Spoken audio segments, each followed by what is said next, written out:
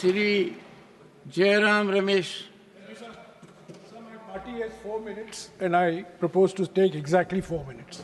Sir, in these 4 minutes, I would like to place before the Honorable Finance Minister 4 questions to which I was expecting answers from the budget, but for which I am still seeking the answers. The first question is, why is private investment still sluggish? In spite of very steep tax cuts, in spite of production-linked incentive schemes, in spite of constant encouragement by different spokespersons on behalf of the government, private investment, which is key to increasing economic growth, is still stagnating at somewhere between 20 to 25% of GDP. If you look at the trajectory, private corporate investment used to be at this level. It fell over the last 8 years.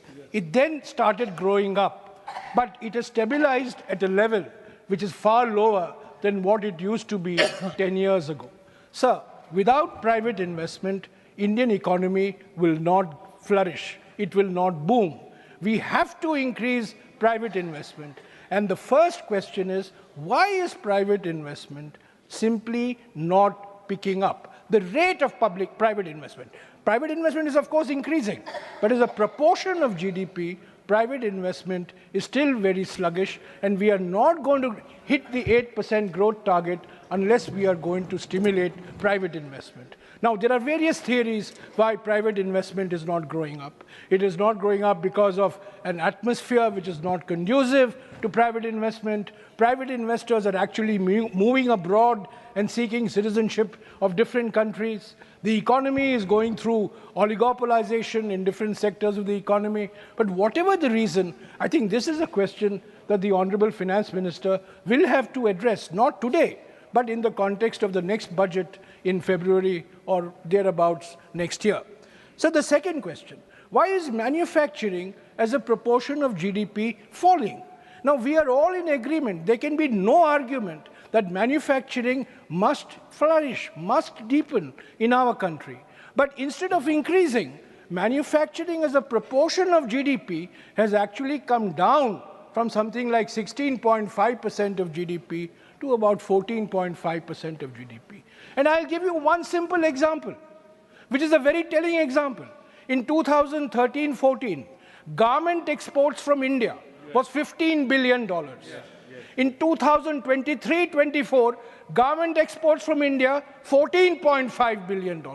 So garment exports today is lower than the garment exports 10 years before. And today what has happened? Vietnam's exports are 2 times that of India.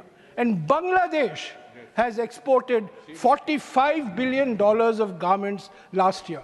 So I would like the Honorable Finance Minister to ask the question, not today, in the context of the next budget, why is manufacturing as a proportion of GDP falling, particularly in labor-intensive sectors of the economy?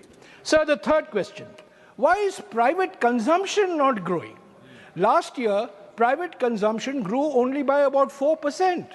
Now, private consumption is a locomotive of economic growth. Why is private consumption not growing? Private consumption is growing only at the top income levels.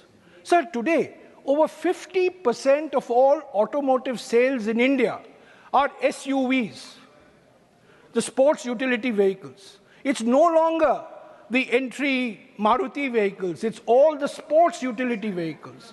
Now, what does this show? It shows that there is consumption, there is purchasing power, but it is concentrated at the higher income levels. And there is no mass consumption taking place of mass consumer goods that will drive economic growth. So I would like the Honorable Finance Minister to again ponder over this question, why private consumption, private mass consumption is not growing. Finally, sir, my final question, why are wages stagnant in this country?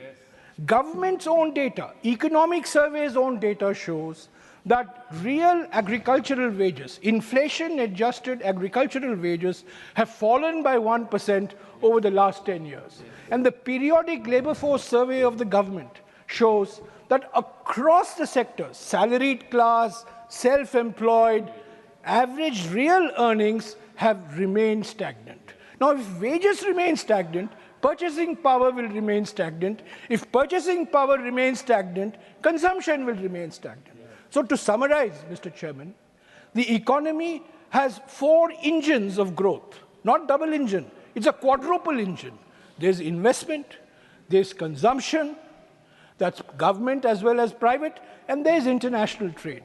Now, all these engines of growth... Which is the 4th one? Except government investment. Which is the 4th engine? You have said only 3 so far. Look at the paper. Sorry, sir?